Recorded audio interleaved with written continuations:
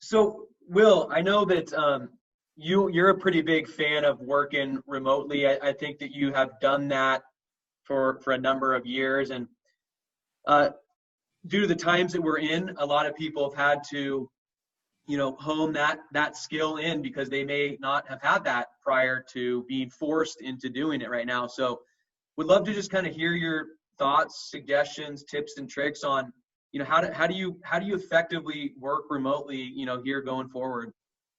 Yeah, I think a couple months ago, whenever a lot of companies had to shift to being complete remote, they're going to learn that that was probably the easier shift versus what is actually happening right now, because now you've got some companies that are opening back up, but a lot of them are still making it so that their employees can choose to work from home if they're not ready to come back into the office yet. And that's where things get really tricky, is whenever you have part of your staff in the office and part of your staff remote, and especially if the culture of your company is that where when you have a question, you get up and you walk over to someone's desk, or you see them in the break room or whatever.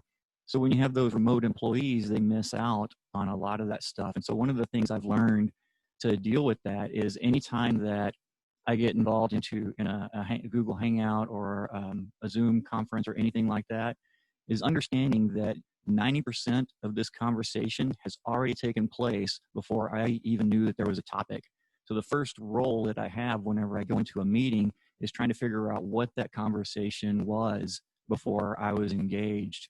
And one of the things you can do to help with that is just read the body language of the room. If it's a video conference, particularly of the non-primary speaker. So if someone in the conference asks you a question and someone else, crosses their arms or something, or leans over and whispers to something else, that's a big indicator of some other conversation that's already happened. And it's worth drilling into just so that you have the full context of the conversation so you can add the value that you can. Yeah, I think that's actually a really good point.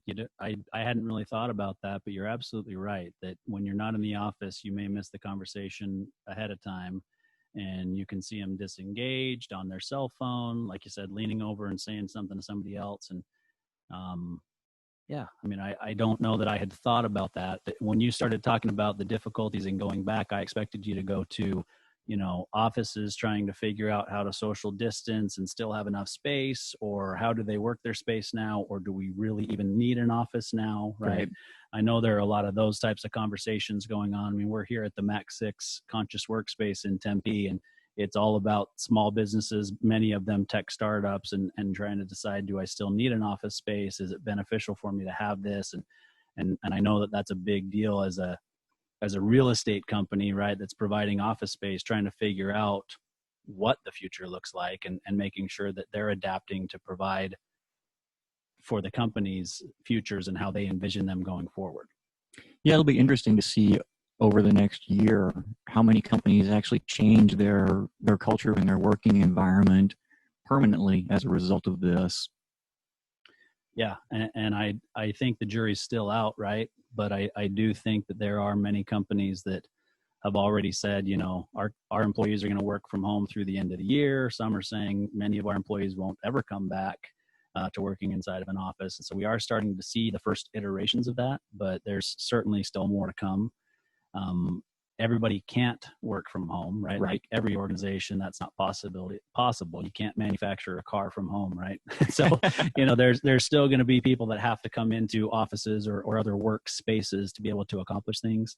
And there is still, you've already mentioned it, some things that can be lacking in remote working, right? Because that face-to-face interaction, or being able to sit in a room and write on a whiteboard together and different things like that can really lead to some pretty intense innovation and, those sorts of things. So, I think there'll still be some value for workspace, but it'll be interesting to see how our entrepreneurs and innovators kind of work their way through this.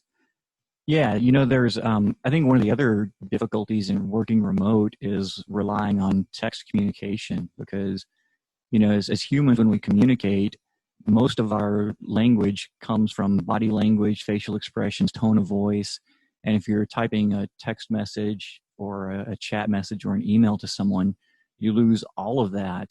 And a lot of people don't understand that the tone of voice you wrote your message in is likely not the tone of voice that the recipient is reading it in, especially if it's someone who's working at home, and they have sick family members and they've had some financial setbacks these last few months. They're going to read your message in that tone of voice from that perspective. And it sounds really dumb, but one of the things I've found is most effective at dealing with that is with pretty much every text-based communication I send, it has a meme or a GIF along with it because it provides visual context to how I'm really trying to convey the message. Yeah. Yeah, no, I think that it's important. I mean, even 5 years ago, I would have conversations with people that either worked for me or with me or a client in making sure, and I would even kind of put a disclaimer in saying, just remember, you cannot read tone from words in an email, right? I want to be clear that I'm not upset or, this is important, but I understand completely, something like that, so that that tone can be added in. And if there's kind of some frustration going back and forth at any point, then it's time to pick up the phone and make sure that they can hear that tone of voice and you work through it together, right? Yeah, because it may be several iterations of that conversation before you even understand that there's a tone of voice conflict in that text thread. Right. Yeah, exactly.